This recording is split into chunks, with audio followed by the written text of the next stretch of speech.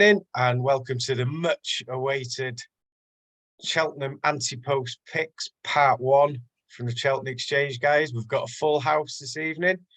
Ian, the Rain Man Rainer at the top there. Matty Luke, he's back in, having been missing on the train somewhere last time out. Jonathan Evans, John the Hammer, and Alex Galpin Deschamps. New signing. You like that one? New signing. Do you like that, Al?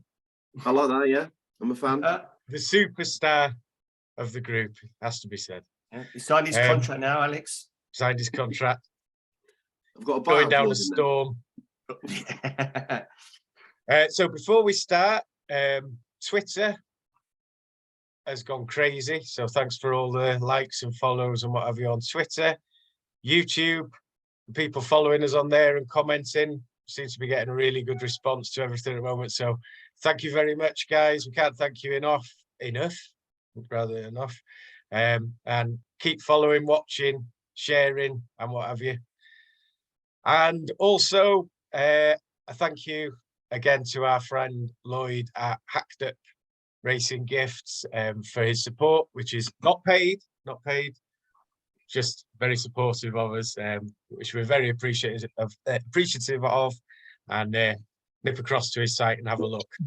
I'd like to thank Estrella for sending me a couple of crates of beer as my personal sponsorship, and would recommend that any other breweries wanted to do the same. We can send Guinness. their addresses. Yeah, Guinness. Anybody at all, we're welcome to send the addresses out for any freebies you want to throw our way. So this evening we're going to have a bit of a chat, and the boys are going to give us their first Ante-Post selections, as we are on the 17th of October. So 6 months away until the greatest show on now, earth. that's out of the way. Proper racing's here. And hopefully some nice prices, some good value for you good folk at home. So without further ado, where should we start? Well, seeing as he was absent last time, Matty, hit us with your first Ante-Post selection, please. I was looking through the other day and I spotted his price after chatting to John as well. Minella Indo. Couldn't believe he was as big as 40-1 for the Gold Cup. It's quite baffling, to be honest, mate. For a horse that's won 2 times at the festival, one being the Albert Bartlett and one being the Gold Cup itself, and finishing second behind Champ in the RSA and behind Epatante this year. I just think he's a great, solid E-Trade bet for a horse that comes alive at the festival. So 40-1 for me, yeah. It's a lovely price. Any other thoughts from you guys on Indo? No, I was just talking to Matty about the price. We couldn't believe it was up 40-1, and so it always places or wins at the festival, so it's daft. But yeah, massive price, and I think you need to have him on board. With me having me 50p each way then. Okay, that's great stuff from Matty. So the first bet, Minella Indo for the Gold Cup at the moment, 40-1. Is that a general price? Yeah, best price. General. Best price, that one, yeah. Okay. General 33s, but best price 40s. If you go on Odds Checker, you'll find out who with. Fantastic. Okay, moving swiftly along. Jonathan Evans, give us your first selection, please. Well, I'm also going Gold Cup, actually, and I am going for Ahoy, Senor. Now, he's best priced 10-1 with Bet365. I think he's generally 8s, and I think he's 9 in a place as well. So anything between 8s and 10s, really. I just think last season in the Brown Advisory, he ran a belting race behind Long Press. He made a couple of mistakes, which may have cost him in the long run because he was gaining at the finish. And then he hung a little bit in the straight as well, but it's still a bit green. So I think he'll come on for that. Hopefully he summered well. He last year as well, he went to Aintree and then he hammered Long Press there, although on a flatter track. I'm just hoping that it's not the track at Cheltenham that maybe was his downfall this year. So looking forward to seeing him as the season progresses. Hopefully he goes in the Cheltenham Trials Day in, when was that? end of January, I think. If he can go there, handle the track, then hopefully his price is less than this at that time. Hopefully he's had a few good wins and he's mopped up a few of the stay and chase races during the season. I just think he's a solid bet. He just grew on me as the season went on last year. I just think he got better and better, and he was still a bit green. And I think he's the one that I think's got quite a bit of improvement in him. Again, excuse my ignorance, but would I be right in thinking that he's pretty versatile with ground as well? Yeah, he did seem to go on the ground wherever he went last year. So yeah, I think he should be fine on the ground. I don't think it was a ground issue last year at all. I think it was just, I don't know. I think he's still a bit babyish almost. I think he's a bit brave at some of the fences as well. So hopefully he's sort of tightened up on his jumping a little bit. I think he'll be there or thereabouts come March next year. Would that come into your thinking with an Ante Post bet? If a horse did seem to go on any type of ground, would you find that better value, do you think? Yeah, I would think so. Yeah, I think that's definitely an advantage when you're doing the Ante-Post punting. I mean, some horses you won't see over the winter because they don't like the soft ground here or heavy ground, and then they'll come back out in the spring. So, say Hewick, for instance, he could be another Gold Cup shot next year. He seems to go on the spring ground, and I think they're going to lock him away now. He won his American Grand National at the weekend. And he might be one in that sort of picture where he comes back in March and runs well in the Gold Cup. And you look at what happened last, just to divert left a bit. You look at what happened last year at the festival when we had good to soft ground. The first couple of days, they absolutely hammered it down.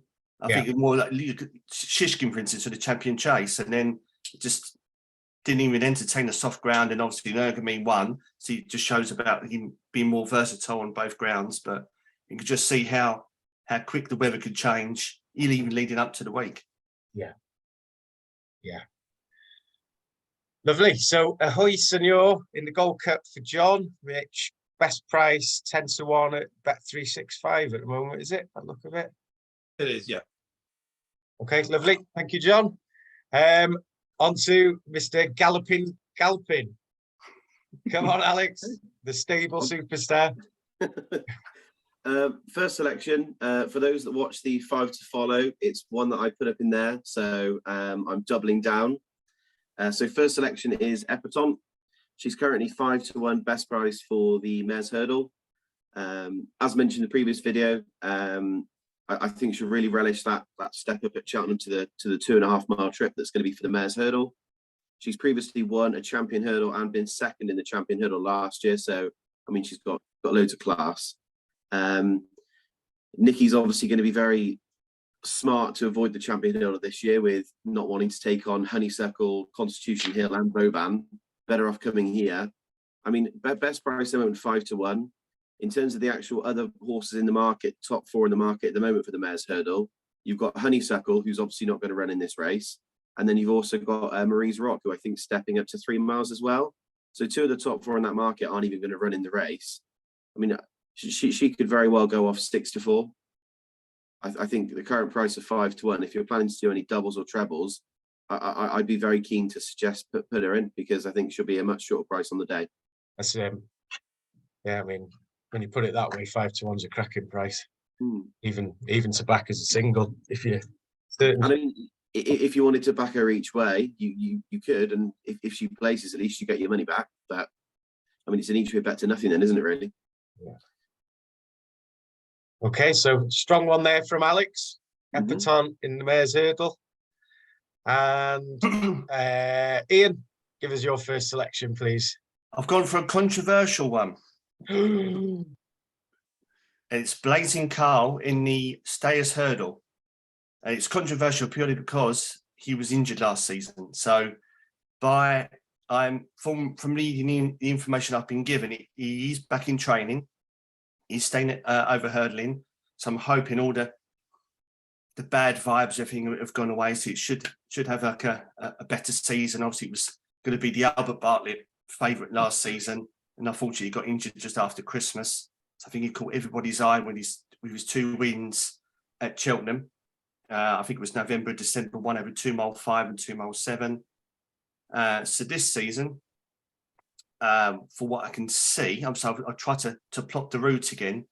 With Charles Burns, he's often hard to track, obviously, because sometimes he likes to bring his horses over here. So I've tried to do an Irish route and a British route. Whether he flips between the two, I don't know. But I would say if he stays in Ireland, he'll probably go and have like a 2 mile 5, 2 mile 7 run, probably in the next month or so. Maybe go to the Christmas hurdle at Leopardstown in December, the Gelmoy at Gowran Park, and then go to Cheltenham from there. But if he goes the English route, maybe some of the horses like Thyme Hill and Paisley Park go this route, and Champ, which will be Newbury in November, which I think is what I've wrote down here. The long distance hurdle, the long walk at Ascot just before Christmas, and you've got the Cleve hurdle at Cheltenham, and then you're going into the festival. Price wise, I did read that Paddy Power have actually cut Blazing Khal to 8 to 1 today. So I'm wondering if someone's had a few bob. For what I can see, you can get best price 16 to 1 with Ghylls.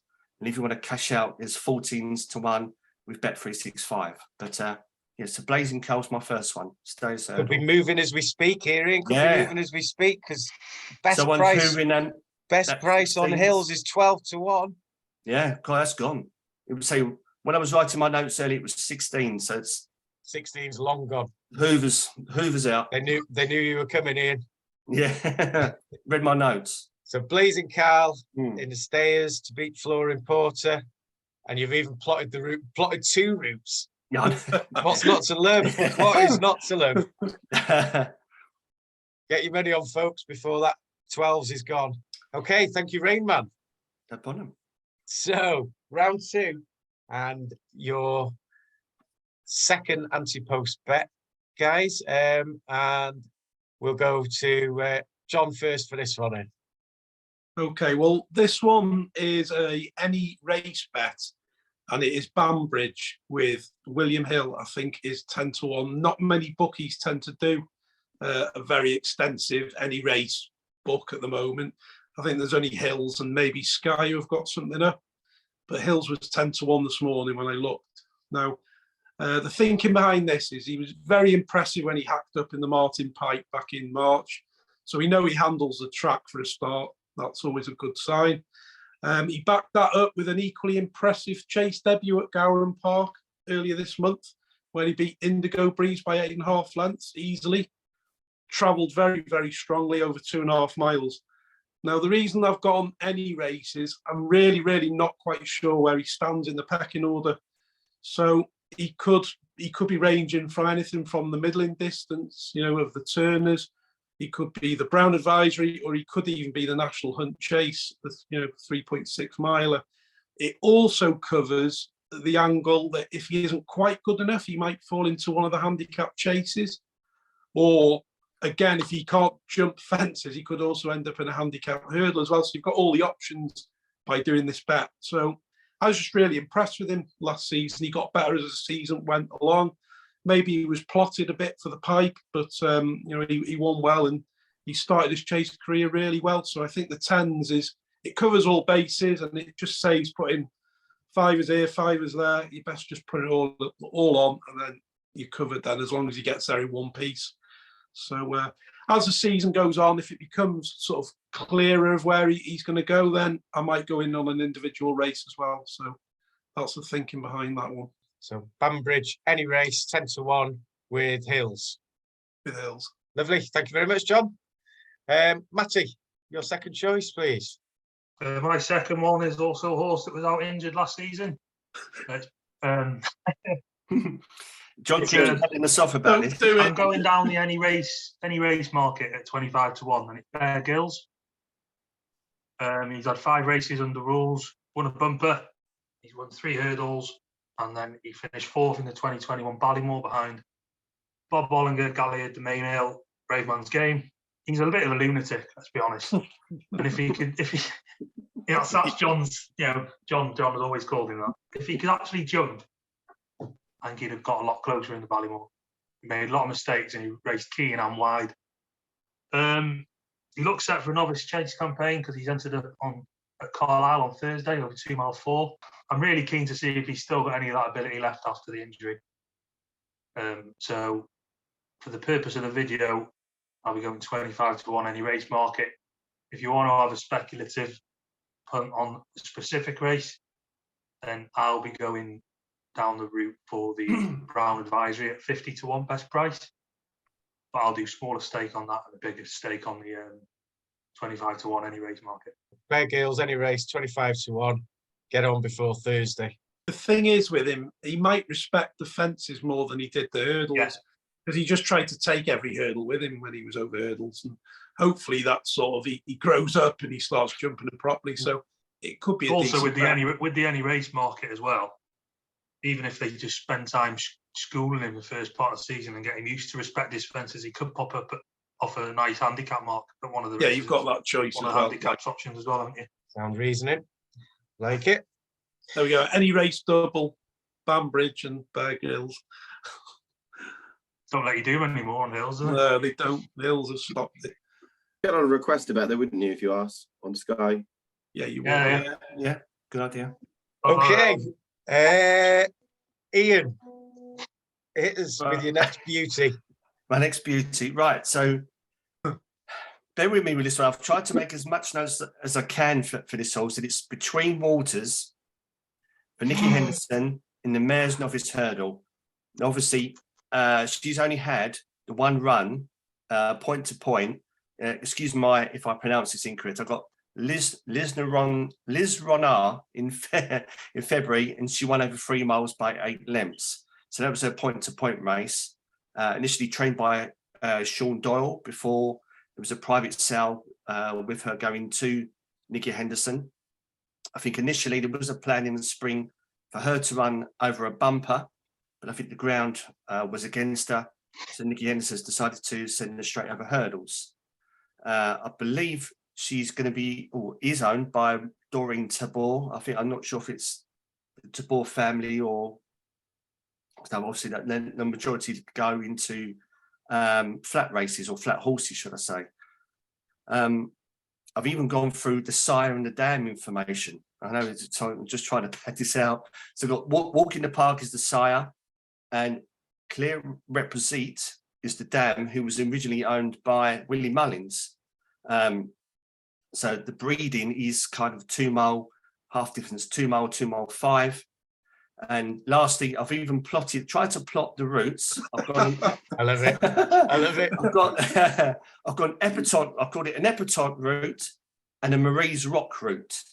The Epatante route was from 2019.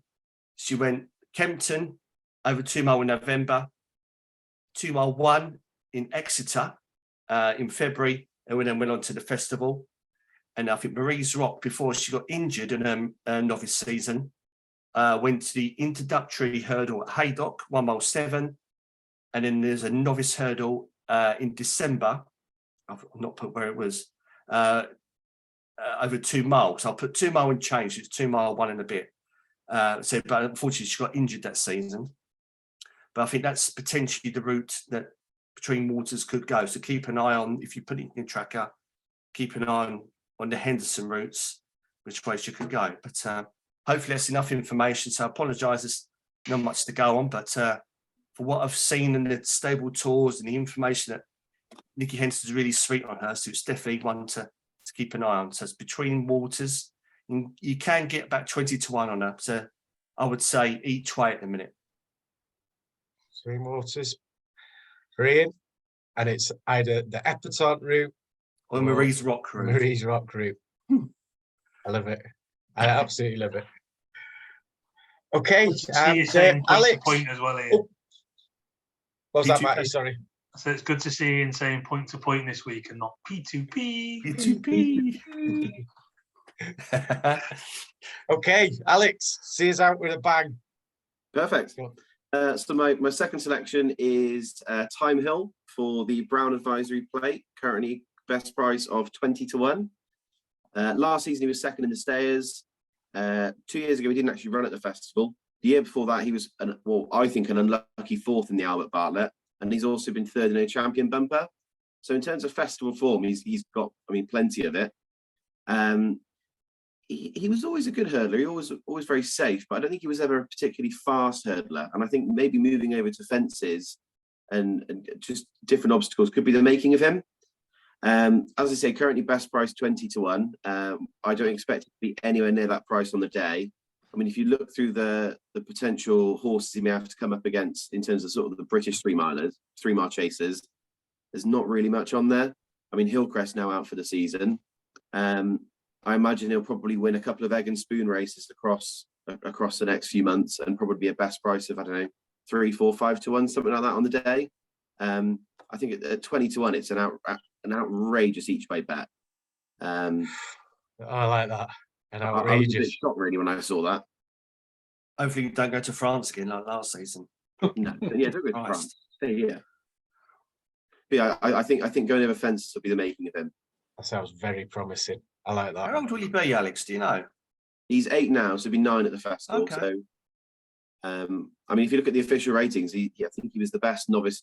He was the best hurdler in terms of official ratings of all of the sort of top 10 or 15 in the betting currently for that Brown Advisory Chase. So, yeah, I definitely bet the best of the British. So let's just see what happens when he takes on the Irish boys.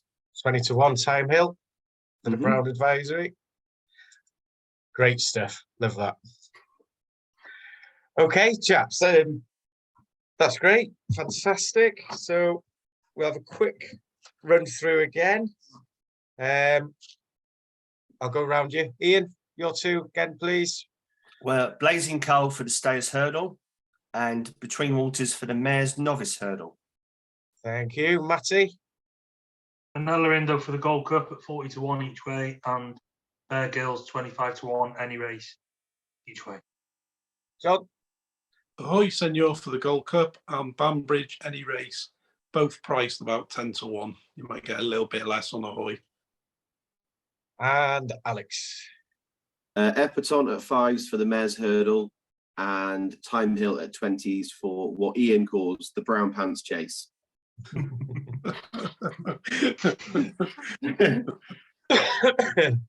I like it. No problem. Okay, so there we go, folks. I hope you find some useful nuggets in there. I'm sure you will.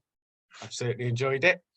And again, a huge thank you, Ian, put out on Twitter today asking if there were any questions that people maybe wanted us to address this evening. We've There was had a lot. What would you call it? A plethora? It's a nice word. A tsunami? Ooh, We've had a lot. Can you say that? An abundance. An Oh, abundance. that's a very nice, better word. There we go. Okay, so there's absolutely no favoritism involved whatsoever here. We'll just throw a few out there as and when we get to them. See how we get on. So, first question. But before we start on the questions, there's one thing I do have to address about Twitter. I've got to address. After the last show, we love all the comments, but someone said there's some seriously receding hairlines on this show. Not me. Now, my wife's a hairdresser. She was very upset about this. Not me either. It could be his wingbacks are pushing up a bit. So if we've got any sponsors out there, along with Hacked Up Racing Gifts and Estrella Dam Lager, who want to send us some hats or wigs or anything like that, then you're most welcome. Syrup. We will wear Big them. game. Isn't that the shampoo, isn't it? Or an air ticket to Turkey. Yeah, okay, well, we'll let that one slide for now then. Okay, so on to the questions. So first question from the Vatchman. Who were the 3 most impressive horses for last Cheltenham, and which 3 are you most looking forward to this coming year? Alex, your thoughts on that? 3 most impressive, I think, last year: Constitution Hill, L'Homme Press, and although he didn't win, Galopin des Champs. Massive performance. He just came down last, didn't he? Those would be my 3. And then sort of most looking forward to this year, probably like Same three, except maybe I'd probably sneak in Fernie Hollow. I'd love to see him back at the festival. He missed the last 2 years with injury. I hope he's back. I can't put any more money on him because I've backed in the last 2 years. But yeah, hoping to see him back this year. Well, next year. Well, this year. This season. This season. Okay, Matty, same question. Three most impressive, I'll say, I'll have to admit it, Constitution Hill. Epatante in the Gold Cup, that was some special performance to witness that. And I'm going to say Corach Rambler in the Ultimate. I thought he was given a great ride when he came flying through. Alex? Did anyone tip that? Scalping. Not sure. And the three I'm looking forward to this year will be Hollow Games. Interesting. This year or last year? This is this year I'm looking forward to for this year, yeah? Sorry, mate, I was only pulling you up. Frick. Hollow Games will be one. The second one, where's it gone? Could be Sir Gerhard, Matty, isn't it? Surely. No, I'm going a little bit different in this one. I'm looking forward to seeing Stateman again, regardless of whether he goes over hurdles or fences. And the other one, gone. You're looking forward to it that much, then? Yeah, he's really excited for these horses. Very funny. You sound very enthusiastic, Matty. We come back to him.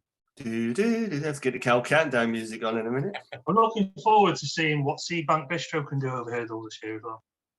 Seabank Bistro, okay. Lovely. John? Pretty similar, really. Constitution Hill, obviously. State Man, very, very impressive last year. Absolutely hacked up. Epatante probably as well. You know, superb turn of foot to win the Gold Cup. This year, I'm looking forward to seeing Chapeau de Soleil win the bumper. Then I'm looking forward to seeing, hopefully, Banbridge get there in one piece and be competing in one of the novice chases. And also, well, I'll have to go with Ahoy Senor as well. I've put him up, so I've got to back him, haven't I? So, yeah, I'm looking forward to seeing him again. So, yeah, those three for me. Could be a hell of a Gold Cup this year, couldn't it? Oh, cracker season. Cracker. We always say this, don't we, though, when it cuts up a bit. Hopefully it doesn't. And they all get injured. Yeah. And half decide to go for the Ryanair. Some miss Cheltenham because they've got other targets. Basically, with Nichols. Sorry. You're going to start setting another trainer now, then? Yeah, I'm getting stuck into Nichols this week. Last time, isn't it? Okay, Ian, same question. Mine's sadly not very original again. I think we all went humble pie with Constitution Hill after our preview videos last season. Again, what Alex said, L'Empresse really impressed me. I've also put the nice guy from last year winning the Albert Barley, I think it was. So going and then potentially obviously going up to the Brown Advisory. I'm looking forward to seeing Facile Vega. Again, not very original, but jumping a hurdle. So Gerhard going for the Turners. And I've put John Bon. I had to chuck a Henderson one in there, going for the Arkle, going chasing. What about Santini? Grand National winner. Woo-woo. Okay, and I just do a bit of educating here. It's L'Empresse. It's not L'Empresse.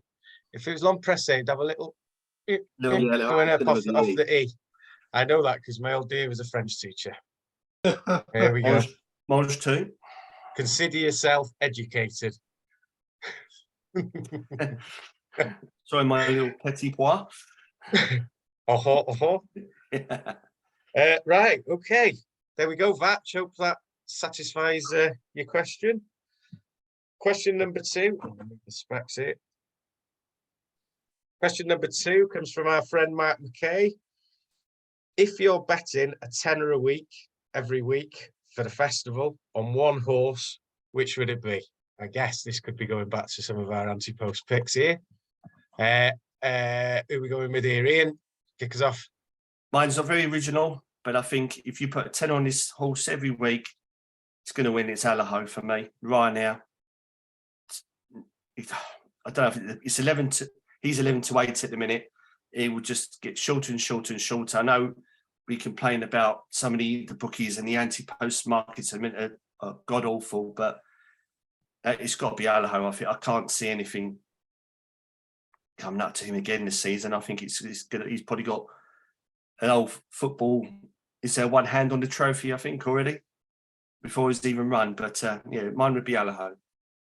So let's chuck him in the Gold Cup. Yeah. And there's all my money gone. Okay, Ahoy for Ian. On that note, we have to go to Matty.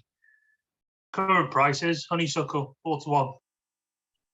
It's ridiculous that she's that big and Constitution Hill 6-4. Yes, he was really impressive last year and he could be an absolute superstar. I just think it's complete disrespectful that there's that much of a difference in the market at the moment. She just wins, she just beats everything in front of her. She just seems to be doing what she needs to do, doesn't overexert herself if she doesn't have to. And I just think if he beats her, and it could be a great race come March, but giving £7 to her, he's going to have to be an absolute superstar, isn't he? Absolutely. I just think at 4-1, if you're throwing a tenner on a horse every week for the moment for a horse, Honeysuckles, she'll be a lot shorter come the day. Be a popular opinion, that one. Alex? I'll go 10 each week. I go 5 each way every single week on Epatante in the mare's hurdle. If by some reason something happens and she only finishes second, you get all your money back. But when she wins, you'll make plenty of money. I like it. I think Epatante's becoming a very strong selection here. And John, come on, give us yours. It's lucky you went to Alex first then, because I was going to say exactly the same thing. Having thought about what he said, I think that is I think that you'd get something back when you, as long as you got there, you'd definitely be getting something back. But I won't go the same. So I'm going to say Energamine for the champion chase. I think he was pretty good last year. Obviously, Shishkin's got it all to do now. There's a couple of newcomers in there, but I just think he's great. And like we said earlier, he goes on any ground. I think he's just improving all the time. So I'd go for him. Okay, great. Thank you very much. Next question we've got comes on Twitter from Harp10. Do you think Facile Vega will go supreme, as on breeding, the Ballymore would be the logical target? I'll just throw it out there. Anybody, what do you reckon? I think he'll go supreme. Supreme Thing for is, Matty? we won't find out till the week before. You won't find out till final declarations. The thing is, I'll say one thing. He'll go for whichever race Mullins thinks is the easiest. Yeah. So if the Ballymore starts looking competitive with the likes of Anto Bar, Barry the Butcher, a few others that have been mentioned on here, then he might just go supreme and scare all them off and win that one. But I would say supreme at this stage, but it's hard to know without seeing him jump a hurdle, isn't it, really? But yeah. Just off the top of your head, I'd say the supreme, because there's a few others like Jet Powered, isn't there, that's been mentioned, and Demand Driving Duvan. But I think that Gaelic Warrior might be Mullins's for the Ballymore, so maybe Facile Vega would just fit into the supreme automatically. I think the champion got a lot of work to do to split all those novices up, though, hasn't he? The champion bumper winners tend to go on to be stayers, don't they? Yeah. They tend to prefer longer trips. So I think the last horse to win the bumper and then the following year to win the supreme was Champagne Fever, and that was 2012. Yeah, a long while ago. And since then, 2 horses have won the bumper and then gone on to win the Ballymore. So you'd think maybe the Ballymore is the. I mean, it's difficult, isn't it? Because it's just Mullins bingo. He's probably got 6 horses he could put in either of those three races, isn't he? And it's just who performs best at what time. I mean, if one of his horses that's runs over 2 miles first out wins by 30 lengths, you might think, oh well, I'll keep that one over 2 miles then. And it's just all sort of the luck of the draw and who comes out first and what produces big performances, I guess. Ian? Mullins bingo. Well, I say to echo what some of the guys have said. I say you've got potentially. I think he'll go supreme, but you've got like James's Gate, you've got Redemption Day, you've got Gaelic Warrior. Surely he'll probably split. But maybe, and again, say with some of the novices, some of them don't come out until after Christmas. You look at like Shishkin and some of the others, you won't see them until the new year. He's also got Champ Keeley as well. Yeah.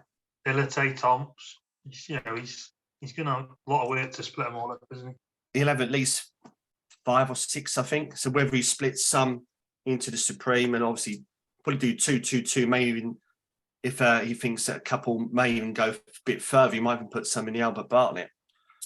But I think he'll probably, I don't know, I think he'll split Gaelic Warrior and Festival Vega. So I wonder if one will go, probably maybe Gaelic Warrior may go Ballymore.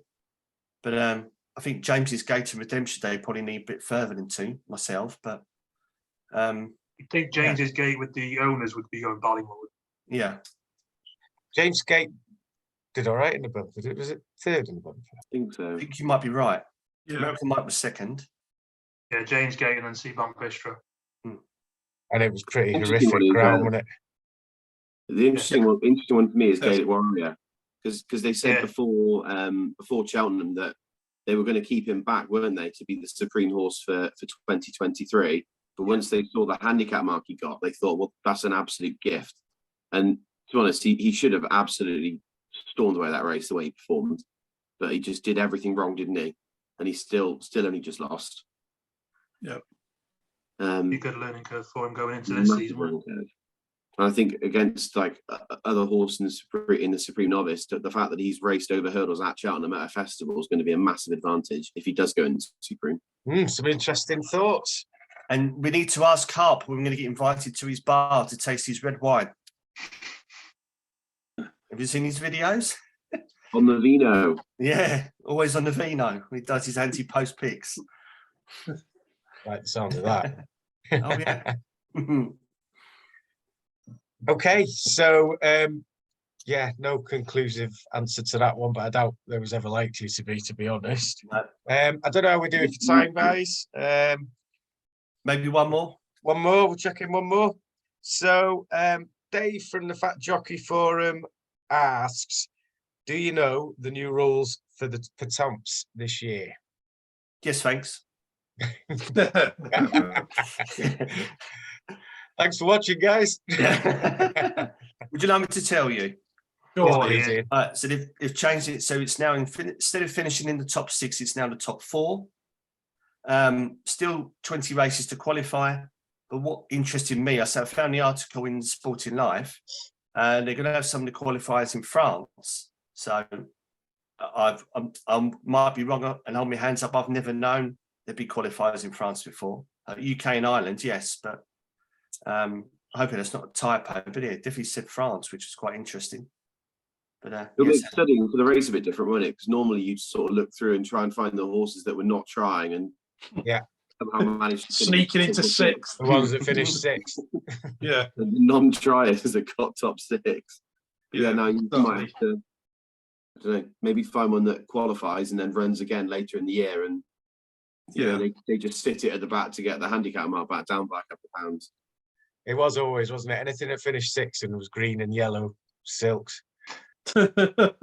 See it always coming a mile off, especially the ones over here. Oh, just see him just settling in 6th. What that do? Just trot into 6th place, keep me mark down, done. Job done. There was one qualifier last year, wasn't there, when it was six to qualify, and there were only 6 runners. So Yeah. didn't have to do Everyone anything, wanted to finish just last. the race. Yeah, nobody wanted to win. Right, well, I think that just about wraps it up, gents. Some cracking discussion, I think. I've enjoyed it. Full house today. Been nice for us all to get together and have a bit of a chat. And yeah, we hope everybody out there has enjoyed it, taken some nuggets that'll help. Epatante, Ante Post 5-1 in particular. Honeysuckle 4-1. Does seem a bit of a knocking bet, that one. Lorna be happy. Yes, yeah, indeed. So yeah, Episode 2 will be out in 3 weeks' time. keep watching, keep liking, subscribe on YouTube if you can, follow us on Twitter if you can, share it with your friends, join in the discussion, and we'll be back soon. We're hoping to do a preview for the weekend's racing, aren't we, for the showcase? Yeah, recorded on Thursday. So we'll be back end of the week. But for now, yeah, keep liking, subscribing, all that jazz. And thanks, guys. Speak to you soon.